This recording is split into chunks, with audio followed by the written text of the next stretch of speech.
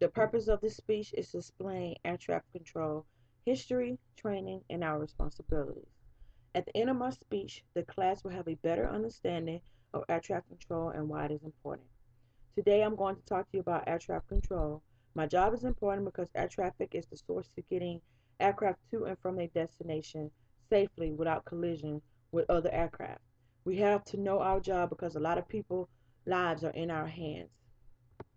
I'm going to talk to you about the history of 1C1X1 air traffic control, the establishment and first controller. Second, I'm going to discuss the training process to include tech school and upgrade training that prepares us for our jobs. And finally, I'm going to talk to you about the specific responsibility to include separating aircraft and the flow of traffic. First, I'm going to start off with the history of air traffic control, the establishment. Air traffic control started out as men working in the airfield with flags to guide the aircraft in using flags and signals. The United States passed the Air Commerce Act of 1926.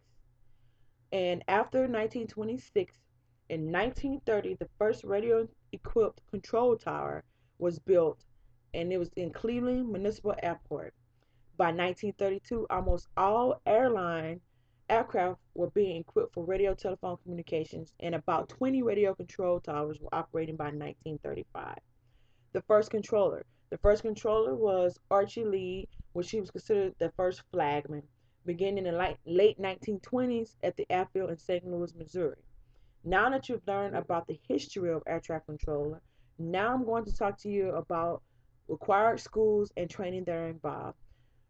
The first one is tech school. Tech school, you will attend tech school in Keesler Air Force Base, that's in Biloxi, Mississippi. And tech school is 20 weeks long.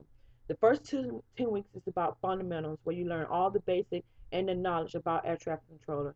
And the second 10 weeks is putting knowledge into a simulated environment, which is a simulated air traffic environment, and learning how to control aircraft and separate them. So basically, it's pretty much like a manager airport and you're working it. If you cannot get past this, you will not be an air traffic controller. And that's where the stress come on, because all the training and all the knowledge that you have to learn in such a short amount of time. All right. The second part I'm going to talk about is upgrade training. Upgrade training begins when you get to your first base. When you get to your first base, you're considered a 3 level. A 3 level is basically a person that doesn't know anything but the basics. You will learn everything from A to Z, reference airports, aircraft types, their speed, and all is in like a such amount of time. They give you for a 3 level to upgrade to a 5 level. They give you anywhere from 3 months to 9 months in a control tower, because that's where I work, in a control tower, to get upgraded to a 5 level. That's when the stress is on. It's the training and the studying and trying to get everything down in a short amount of time.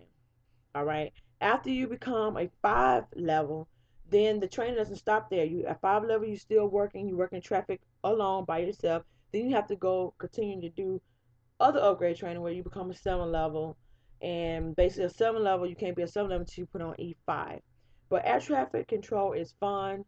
If you make it fun, and it's all about keeping aircraft safe. Um, Last but not least, I'm going to talk to you about the air traffic control specific responsibility. Our number one responsibility is keeping aircraft safe.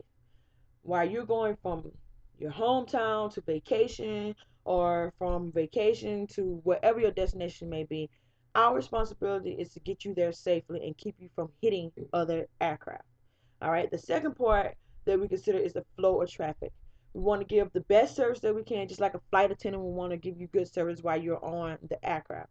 We're trying not to keep you delayed on the ground or keep you delayed in the air. Basically, we're just trying to keep you separated and provide the best, utmost service to the pilot to get him to where he needs to be. And I always like to explain, like, air traffic is just like when you own a GPS, you don't know where you're going, and the GPS is guiding you.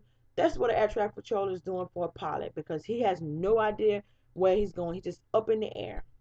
So that's why some people say that our job is stressful. But to me, it's not stressful. It's all about what you want and what you learn and how much you attain, if you can do it or if you're afraid. Because we have some people that get afraid of doing air traffic control because it's such a big responsibility. I have discussed the history of air traffic controller to include the establishment, the first controller. Second, I've discussed the training process, which includes tech school and upgrade training. Finally, I've discussed the specific responsibility of an air traffic controller to include separating aircraft and the flow of traffic. I would like to close my speech out with a closer that was quoted by Tech Sergeant Brad Riley. And he said, being in charge as an air traffic controller, you're the man in charge of the airfield. Nothing goes on without you knowing it. And that is a true fact.